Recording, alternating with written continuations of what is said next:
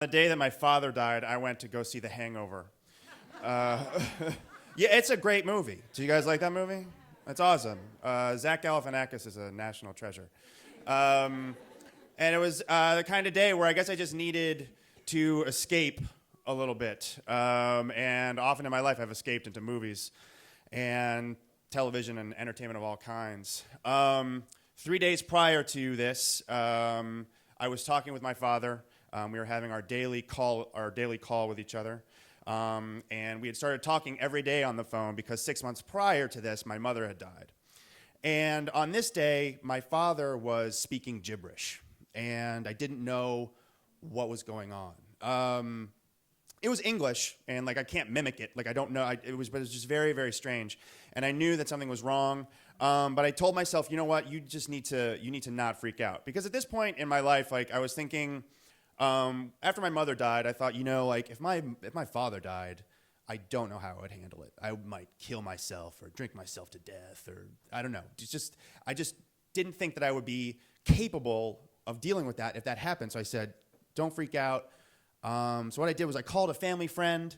I said, can you, and she lived around the corner from my dad, can you go check on my dad, see if he's okay? She did. She calls me back. She says, I think he's fine. He looked okay to me. And I said, okay.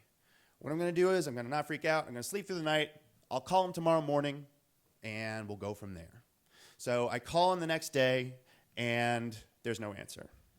And I call another family friend to go check on my dad again. And he goes, and there were guys there who were there to do some work in the house, and they couldn't get in. And my family friend calls me back, and he says, we called an ambulance for your father. He wasn't responding. And so I was like, you know what? Don't freak out, but let's do what we have to do. I got into a cab, went straight to JFK, got on JetBlue, and flew home to Rochester, New York. You get on the plane, turn the phone off, right? And then you get on the plane, 45-minute flight.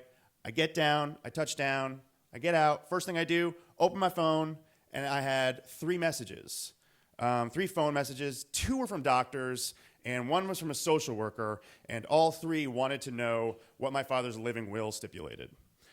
So I knew that this was not going to end well. I went to the hospital, and I saw my father, and so I saw him, but I never spoke to him again. Sunday was the last time I spoke to him. And they told me that my father had a stroke, and they took us down to palliative care, which is where you make people comfortable on the way to die. And have you guys ever noticed that, like, sometimes, like, when horrible things happen, it's a gorgeous day. Do you remember 9/11? It was gorgeous that day. And the day that my father died was beautiful. It was this beautiful June day. And WXXI was playing in the room, and that was my father's favorite radio station. And it was classical music, and it was kind of lovely. But still, I looked out the window, and I just saw people, walking.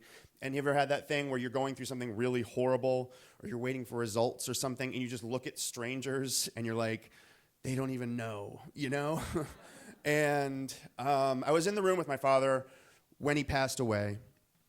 And as I said before, I thought if I lost my father, I would become suicidal. I would just lose it. But there's a weird thing that happens with life that when one tragic thing happens, you're devastated. When I lost my mother, I was devastated. We had our issues, and I'm still dealing with anger with her, but when she was gone, I was devastated.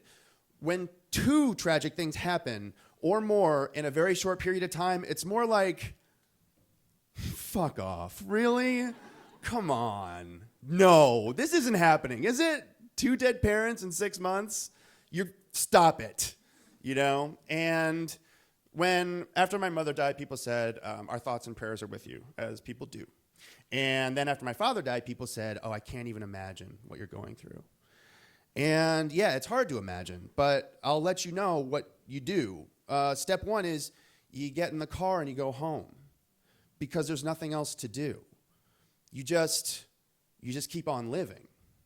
And, I knew that, like, the thought of killing myself was, like, so indulgent at that point. I was like, of course I'm going to go on. Like, my parents wouldn't want that, and I'm going to keep existing in this world that's, like, really absurd and kind of doesn't make any sense anymore. And then step 2 is you make a bunch of phone calls and you tell everybody what happened. And I called my friends and stuff, and I called my friends Mike and Kelly.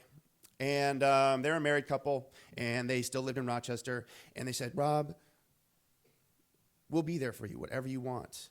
We'll do whatever you want to do. Just let us know. What is it you want to do? What do you need? And I said,